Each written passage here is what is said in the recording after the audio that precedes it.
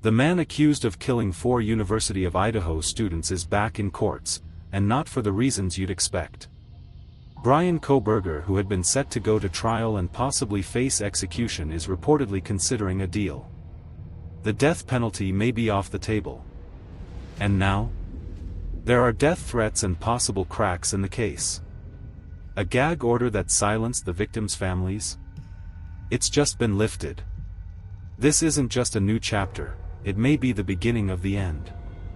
If you want the facts before the headlines twist them, hit subscribe. You won't miss the turns this case is taking. Bryan Kohberger is no longer just the accused. He's now the central figure in a story that's turning legal, psychological, and personal. Reports suggest that his defense team is actively exploring the possibility of a plea deal, one that could remove the death penalty from the table in exchange for a guilty plea. According to jail insiders, Kohberger has been receiving death threats since his arrest. Sources say his legal team is growing concerned, not just about a potential jury pool tainted by media, but about his safety in custody. Meanwhile, the gag order, imposed to protect victims' families and preserve trial integrity, has now been lifted. And almost immediately, the flow of public commentary resumed. For the first time since the arrest, victims' families, prosecution insiders, and defense spokespeople are beginning to speak out. Death penalty trials are complex, expensive, and deeply traumatic, especially for the victims' families. Prosecutors in Idaho originally signaled their intent to seek execution if Kohberger was convicted. But a plea deal changes everything. For Kohberger, it means avoiding a public trial and escaping death row. For the families, it may mean no cross-examination, no testimony, and no final day in court to confront the man accused of killing their children. But behind the scenes, attorneys understand the risk: a long, emotionally grueling trial that might result in an overturned conviction, or worse, a mistrial. And that risk might be why the defense is playing this card now. High-profile suspects often face hostile jail environments, but Kohberger's case has drawn a lot of attention. Reports claim he's been targeted by other inmates, possibly threatened with violence for the sheer notoriety of his alleged crime. His team is reportedly arguing that prolonged incarceration while awaiting trial poses serious safety concerns. Whether these claims are legally significant remains to be seen, but they do add a human and strategic dimension to the plea discussion. For months, the court-issued gag order kept them quiet.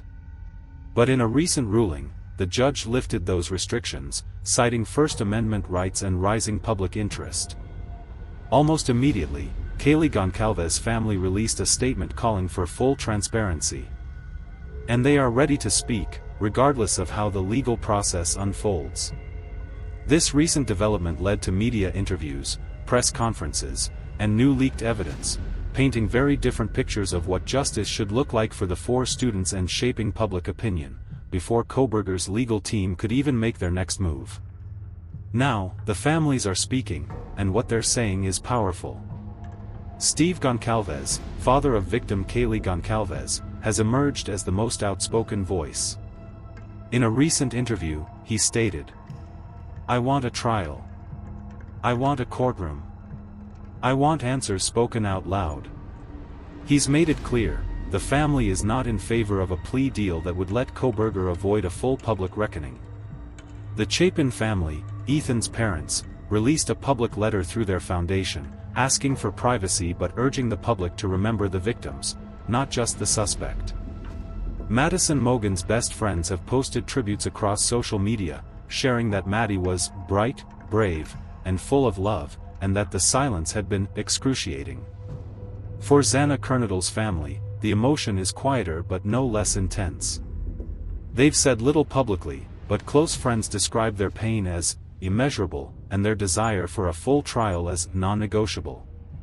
With the legal narrative shifting toward a possible plea, the victims' families fear being shut out of the justice process. Their message is clear. Closure doesn't come quietly.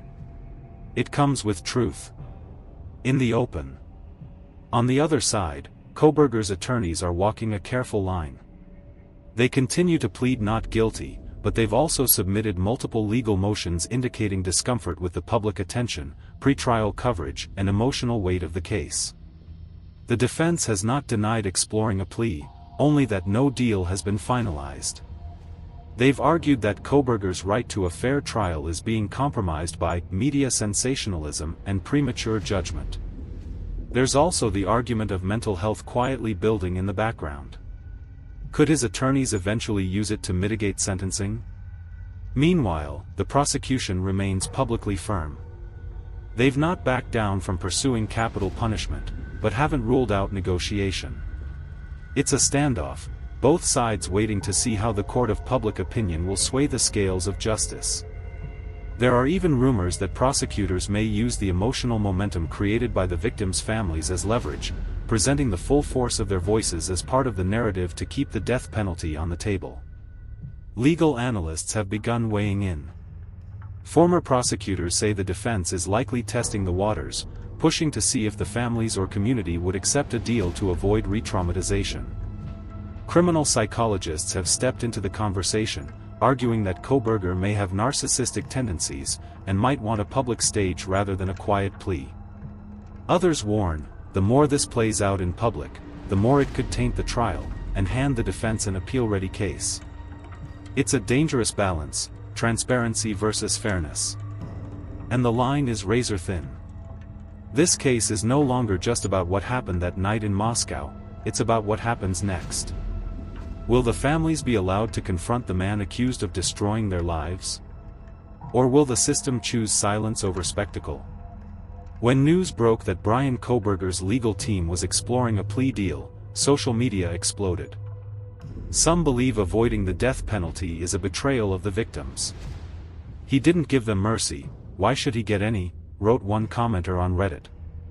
Others say it's the only way to get answers. If he pleads guilty, we might finally hear his motive. That's what matters most. Some believe a plea deal could spare the families the agony of reliving every detail in open court. Others argue that a trial is necessary, not just for punishment, but for truth. Everyone has an opinion, but no one feels closure yet. And in that chaos, a bigger question rises: if justice happens behind closed doors, does it still feel like justice at all? If the plea deal is finalized, that means we may never hear what Kohberger's true motive was. Why he chose that specific house. How long he planned it. Or if he's hiding other crimes. There are still major gaps in this story. Why did the surviving roommates not hear more? Did Kohberger stalk the victims online beforehand? Was the choice of victims random, or something personal? Some of these answers may live in sealed documents. While legal teams argue over strategy, the families carry something heavier. The weight of birthdays that will never come. Classrooms left half empty. Futures they watched vanish in a single night. Whether this case ends with a verdict or a deal, they are the ones who live with the aftermath. Justice isn't just about punishment, it's about memory. And these families want their children remembered not as victims, but as people. Bryan Kohberger still pleads not guilty, but a deal may be coming. The world is watching, but what happens next may take place away from the cameras. If you were in the family's shoes, would you want to hear every gruesome detail, or would you want the nightmare over as quickly as possible? Do you think this case should go to trial, even if it means years of legal delays? If Kohberger pleads guilty, do you think we'll ever really know why he did it? And do you believe the justice system is prioritizing the families, or the process? Drop your thoughts in the comments below, I read every one. If this story moved you, challenged you, or left you with more questions than answers, this channel is for you. Tap subscribe to stay updated on the cases that demand deeper attention. Hit like if you believe the victims deserve truth, not just headlines. And please, share this video with someone who still thinks monsters only exist in fiction. In memory of Kaylee, Madison, Ethan, and Xana, your stories still matter. Is there a case you'd like to see next on this channel? Drop your suggestions in the comments. Let's make sure no story goes untold. Not here. Not on behind closed doors.